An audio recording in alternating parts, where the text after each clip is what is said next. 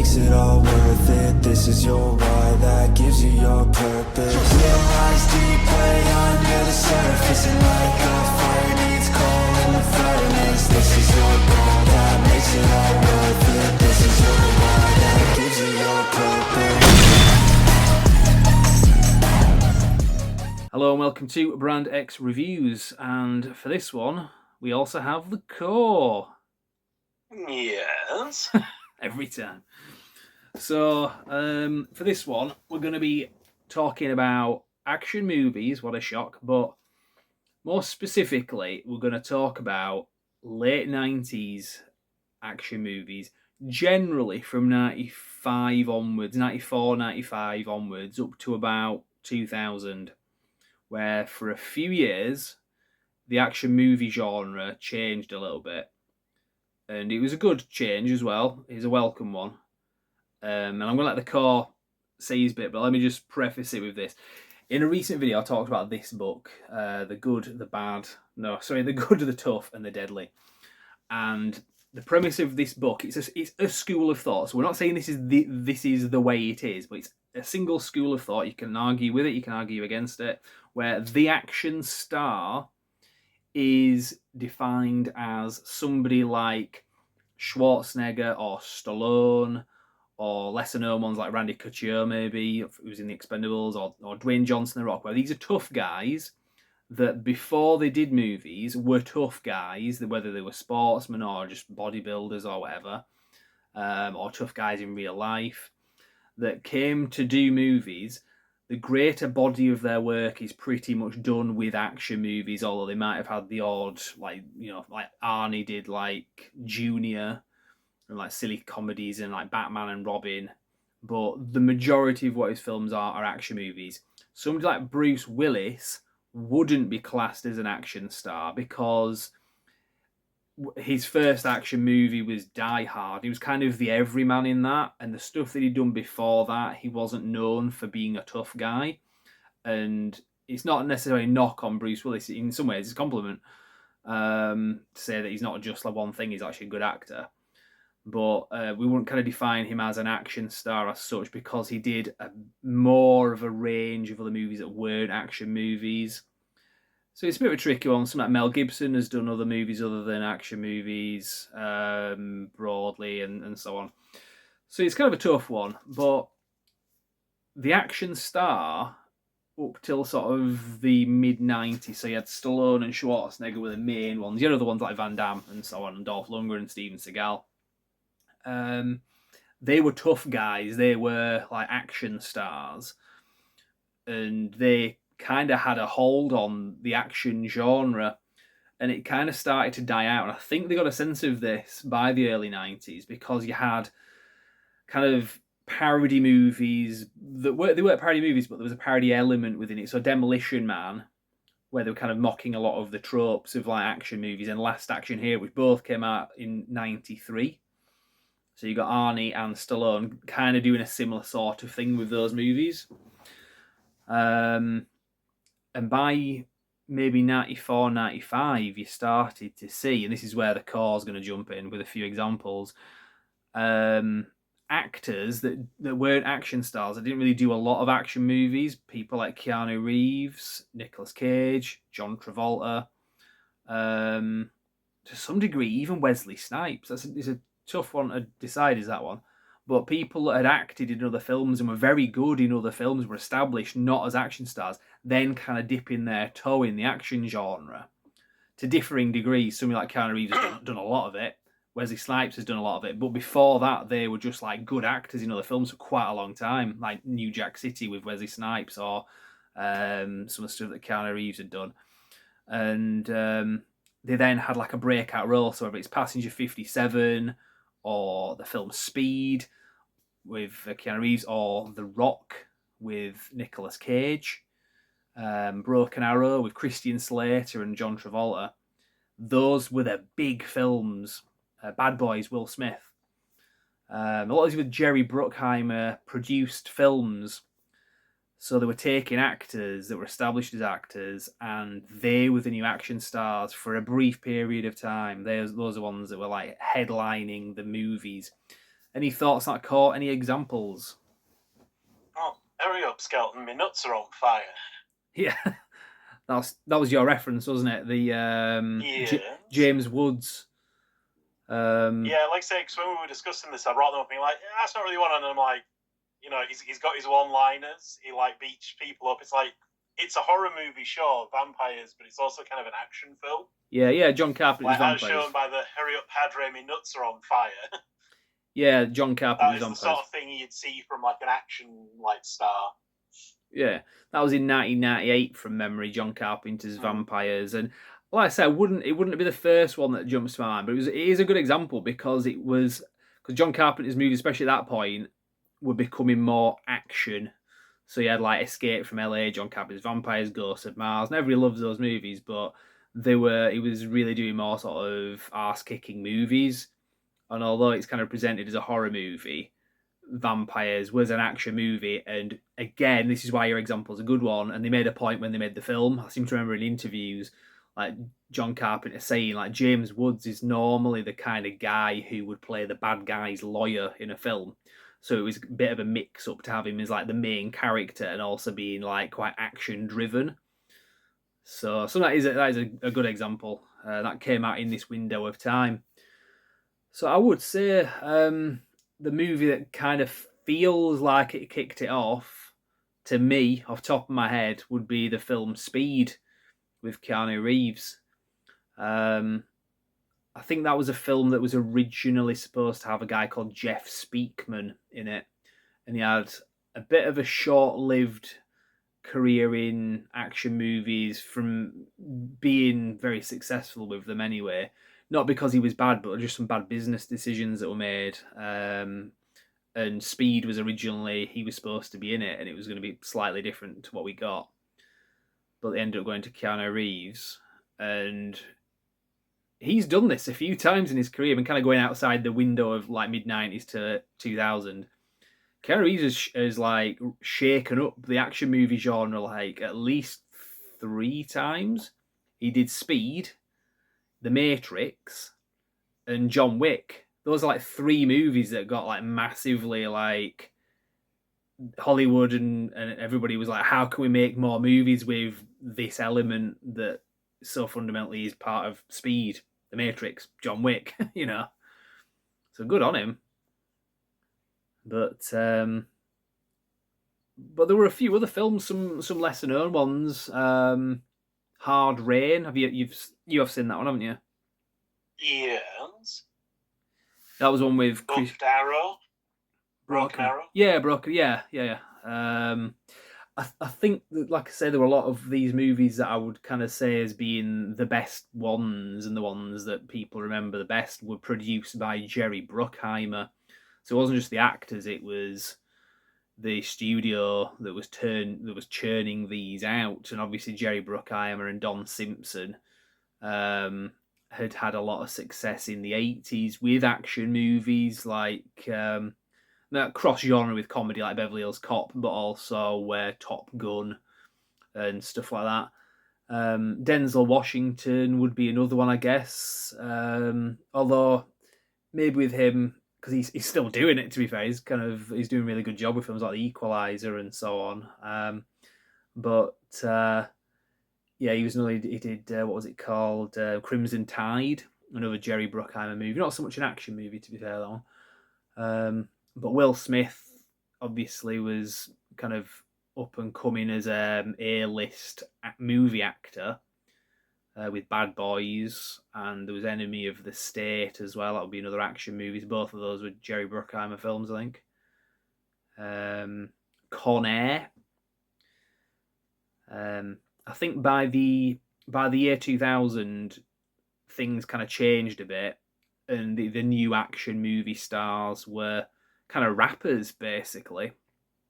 Yeah, that was an embarrassing period. Yeah, it was. Like, there's occasionally some that could pull it off, and there are some just like, this is cringingly bad. Yeah, some aren't so good because I like a lot of rappers and stuff. I like them in films. Like Ice-T, I quite like him. He's been quite good in films, but it was more like DMX and Ja Rule, and Ice Cube was okay, but and he's a pretty good actor to be fair and stuff. He can do comedy, he can do serious. You know, even back in the day, he was really good. But they were cringe and embarrassing, the kind of movies we're talking about, and a lot of them, like Topher 2, The Buff. you're gonna have to explain. No, Cradle to the Grave. Shit. Yeah, Cradle to the Grave. Yeah, not a very good one. There were some that were done with Steven Seagal. Let me just have a quick look on my Half Past Dead, Exit Wounds. Not very good. All this kind of like early 2000s, like Matrixy feel, like it was everybody's trying to do the Matrix.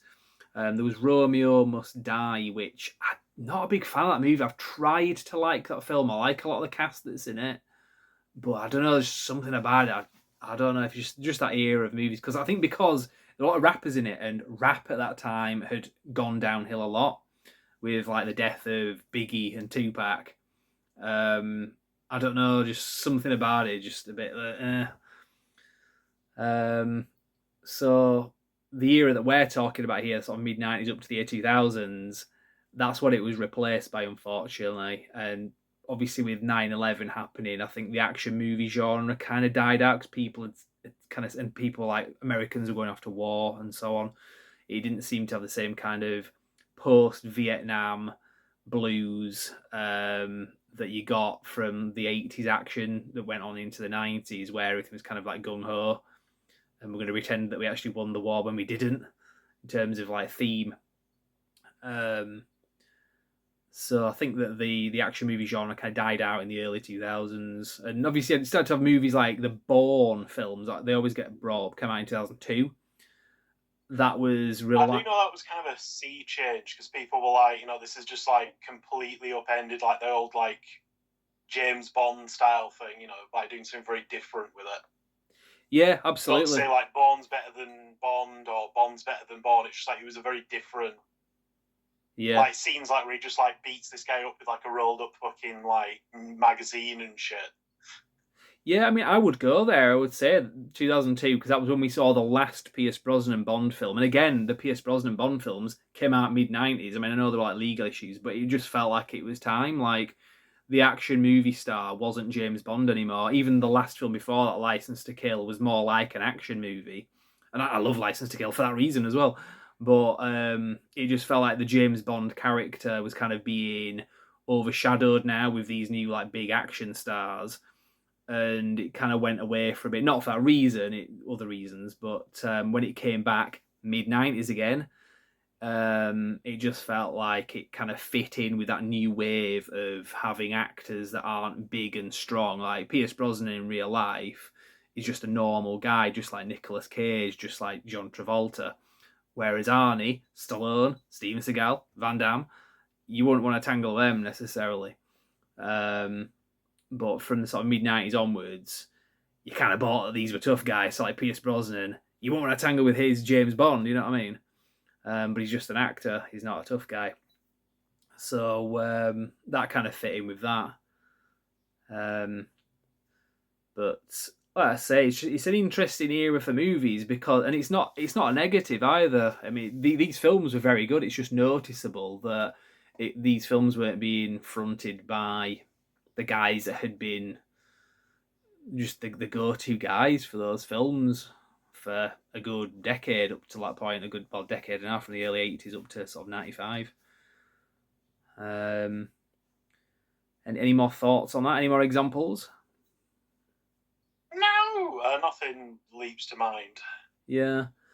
So it's one of those where some of these films are a bit sort of lesser known as well. So I know they did try to get other people that weren't as famous to do movies. There's one called Firestorm. I can't remember the name of the actor, but he was like a big, like tough guy. They were trying to kind of set him up as being like a new action star, but it just didn't really work. And so from the early 90s onwards, they were trying to get more action stars to kind of careers that take off. Whether it was somebody like the guy that was in Stone Cold, I can't remember his bloody name actually. It's kind of left my mind. Too many names.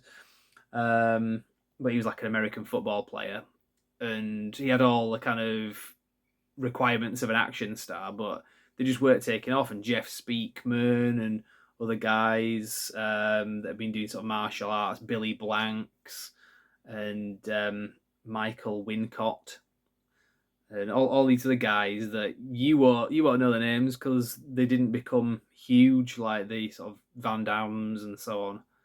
So, no, I won't know the names because I'm a name forgetting motherfucker. Exactly. So yeah, it's an interesting kind of thing to look at when you look at it in terms of what an action star is and how they kind of, for that window of time in the sort of mid 90s to about the year 2000, we got some good films, and it was more about the actors were serving the movie. It was the movie that was the great thing. So you weren't going to see a Nicolas Cage movie. You were going to see what looks like a damn good film: The Rock, Con Air, Face Off. Whereas up till that point, you were going to see the new Arnie film. You were going to see the new Stallone film. These were just vehicles for those action stars.